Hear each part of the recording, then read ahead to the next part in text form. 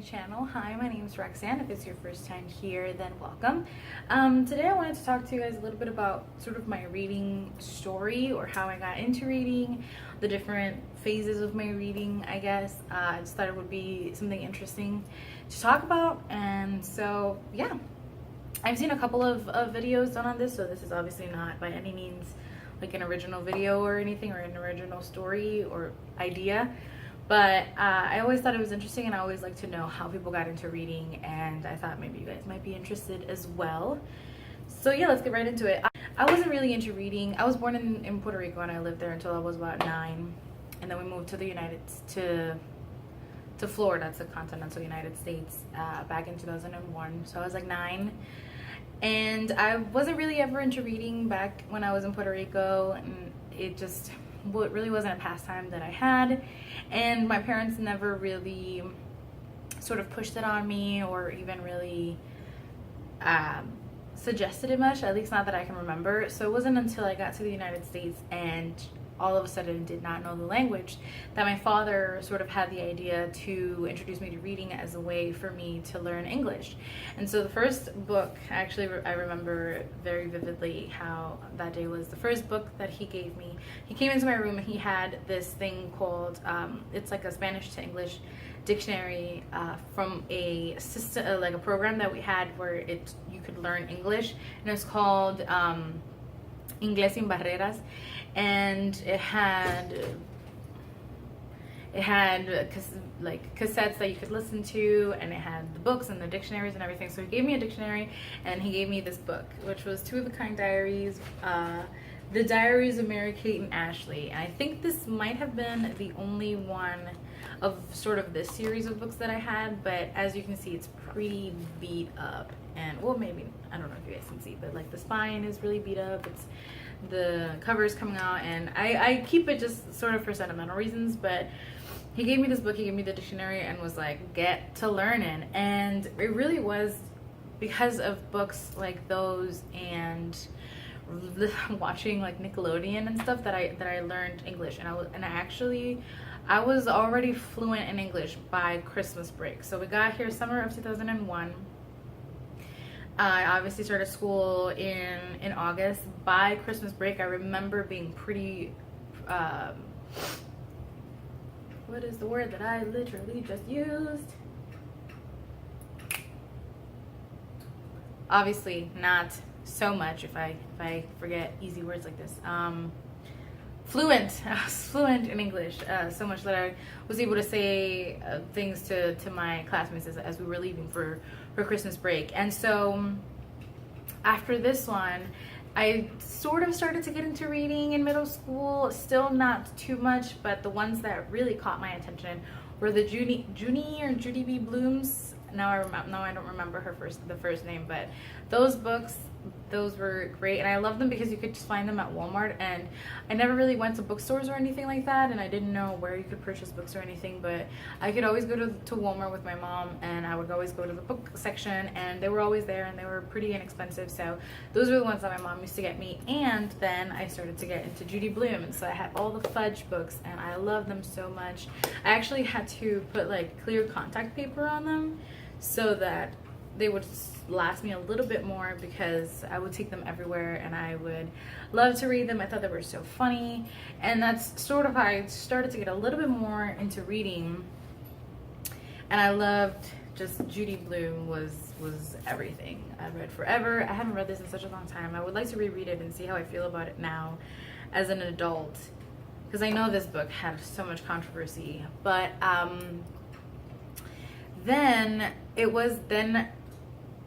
was sort of a casual reader, didn't really focus too much time and energy on it just yet. And then I watched Harry Potter and the Sorcerer's Stone, and I fell in love with it. That was probably like the first time when I saw anything to do with witchcraft and just magic and things like that, and I just absolutely fell in love with it. I fell in love with the movie. I watched it all the time. And then one time I was at Ross with my mom, and I went to the kids section, and I saw Harry Potter and the Prisoner of Azkaban. The only thing that I saw was Harry Potter, and I knew that it sort of had something to do with it, but I didn't know I didn't know then that it was a book series. I didn't know then how many books were out and how many movies were out or anything like that. I had just seen Harry Potter and the Sorcerer's Stone, and that was it.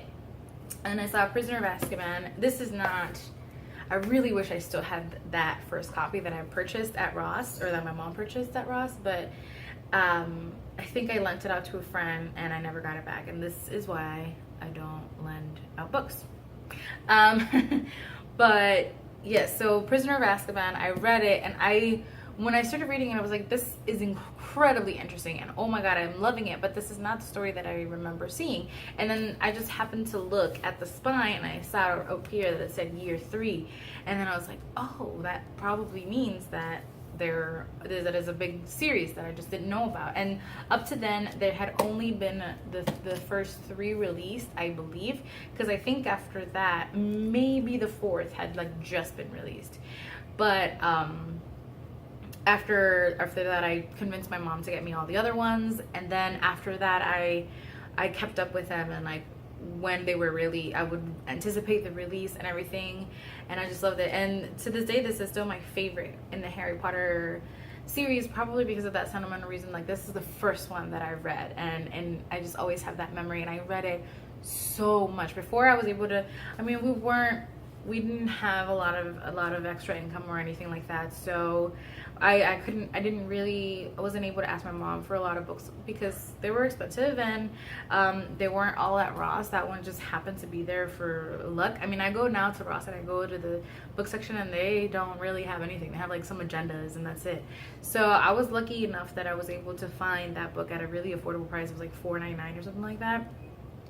But I mean, the other ones were probably going to be a lot more expensive, and so it took a while for me to get the rest of the books. And so I read Prisoner of Azkaban so much, and to this day, it's probably the one that I read the most. And it's just all beat up. It's like written on the pages, which really sucks. I don't know how that happened, and it's cracked in the spine. And the dust jacket is the one that's kind of the most. Ooh, what is this? One of the most messed up, but I just love this book. And so, but I still was very, like, reading wasn't cool or anything like that. So I remember I would always go to a summer camp. It was a YMCA summer camp that my middle school offered, and I remember I would take the book with me because I never wanted to do like the physical activities that they offered. And so I would just go to the corner of the gym and I would read. But I remember that I would hide it. I would hide the book as I was passing, like between friends or anything like that. If I was passing by, I would hide it, or I would at least hide the cover, because, you know, by then nerd and geek and stuff were still like bad words, and so, or something that you never wanted to be called. So I would hide it, and I would especially hide the cover. And it was silly of me, but it was middle school. A lot of us did a lot of silly things in middle school that we probably would regret now. But thankfully, through Harry Potter, I was able to really, really get into reading, and I just fell in love with being able to fall in love with a story and read and be able to completely immerse yourself in it. And it serves as an escape and as a way for us to relate to others and learn. And it was just like this wonderful, magical thing that I suddenly really, really discovered. And ever since then, I mean, I've gone through my ups and downs in how much I read, but I've never, ever lost that love of reading. And so as I got a little bit older, I started to get into mystery, because this was around the time that I wanted to be like a CSI and stuff. So I started to go to the mystery section in the bookstore. By this time, by the end of middle school into high school, I discovered bookstores, and I would go to them all the time. And I would go to the mystery section, and a lot of them seemed really dark. So I gravitated to the ones that were like the cozy mystery reads, which were, I guess, more geared to female readers. And I loved that they had sort of like the trashy romance side to them, and also the murder mystery. And so the first of that I got was the Blackbird Sisters Mysteries by Nancy Martin. And these are about a blue blood family in Philadelphia and high society and all the sort of shenanigans that go on. And I loved it, and I thought it was so cool, and I wanted to like be a blue blood, and I didn't even really know what that meant, but I thought it was awesome. And so I really started to get into a lot of these reading, and they're pretty cheap. I mean, these were $6.99. So anytime that I had any sort of like extra money or anything, I would ask to go to the bookstore, and I would get 2 or 3 of them. Because these, by now I could sort of buy my own books, but I still didn't have enough money to buy new hardcovers that were much more expensive. So these were what I gravitated towards, and they were really quick reads, and they were really interesting, and sometimes they're really funny, and they had these cute romances, and so I really gravitated towards them. And I started to read them a lot, and I started to read a lot of YA contemporary. I hope I don't have lipstick on my teeth. I feel like I have lipstick on my teeth, and if I've had lipstick on my teeth this whole time, I'm gonna be really upset.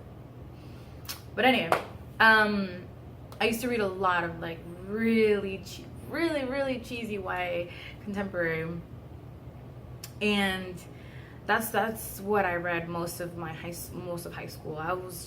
I was obsessed. I had so many of them, and they were like this. They were like mass paperback type books, $6.99, $7.99. They were really inexpensive, and I would just be like, oh my gosh, I want this type of romance. They're so good, blah blah blah.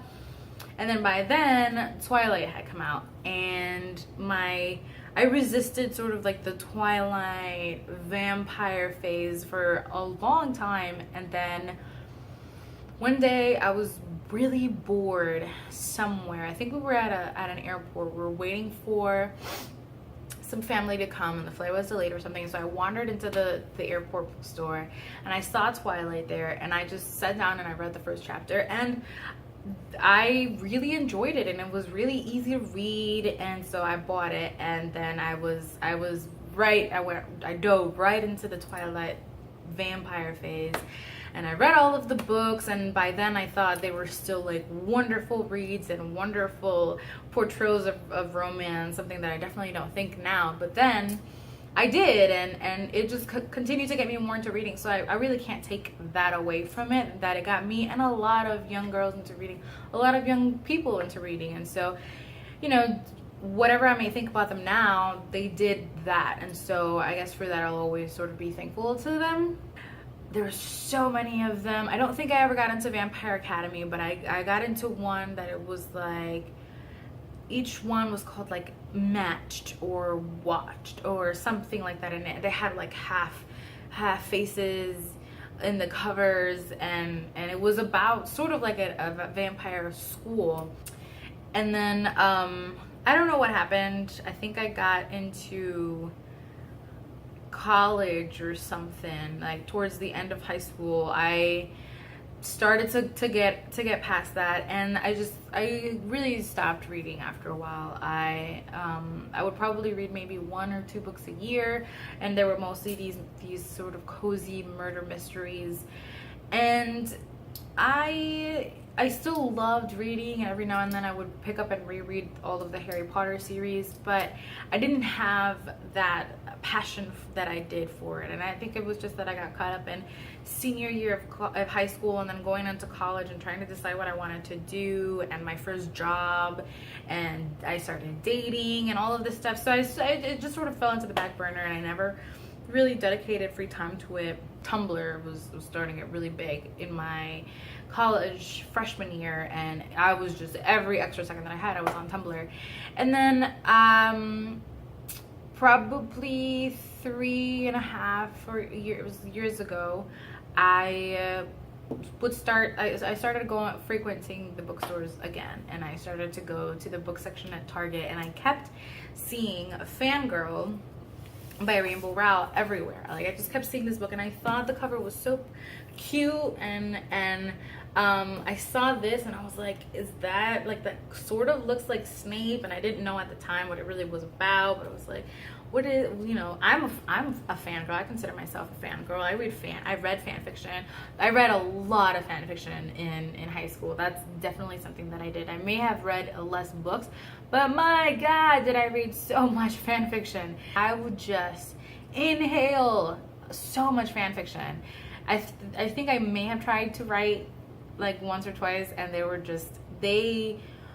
were not very good. So anyway, I started to see this everywhere, and I just thought it was so cute, and it kept grabbing my attention, and so I bought it one day, and I inhale read it, and I was like, oh my god, this is so cute, and I love it. And it really re-sparked that interest that I had in reading, and I thank it because it got me back into reading. And somehow, I don't even remember how, but around the time that I was reading it, I think I may have like put it or something. I must have searched something, and a YouTube video came up that just happened to be a booktube video. And I actually think it might have been one of Sam from Thoughts on Tomes videos. I'll link her channel down below. And that's how I discovered booktube. And ever since then, I have just like been right into reading and in the book community. And I found out what bibliophile meant. And after a while, I started my own blog. And then I kept wanting to do a YouTube channel, but I didn't have the tools. I didn't think that I could do it without a professional camera, professional lighting, or professional like editing or anything like that. And then I figured, fuck it, I can just use my phone, and I'll buy a tiny little tripod from Amazon, and I'll either use natural light or I'll fucking use one of my lamps, and I'll just sit and talk and see if anyone is interested. And it's been going great so far. And I started around summer of last year, I think. And I mean, it's been going great, and I absolutely love it. I love to sit here on the weekends and just talk about books. And my love for books has just been completely like it has been revamped, and my reading tastes have diversified so much. Oh my gosh. I mean, I've read books that I never would have picked up before, even when I was really into reading back when I was in middle school and early high school. And I've read so much since finding booktube and since finding the online book community, and it's probably one of the best things that's ever happened to me. I mean, I don't know that I'll ever sort of go back to not reading, because it's become such an integral part of my life. I make time for reading. Like, I specifically in my mind do and not do certain things because I want to have time for reading, and because it's such a priority to me. I prioritize it so much because it's probably one of my favorite things in the world to do, and I love finding new authors and new books, and I love watching booktube videos. And I have been able to find some amazing online friends through booktube. I mean, people that I would have never been able to meet or talk to before. And now, I mean, I've met people in real life. I've met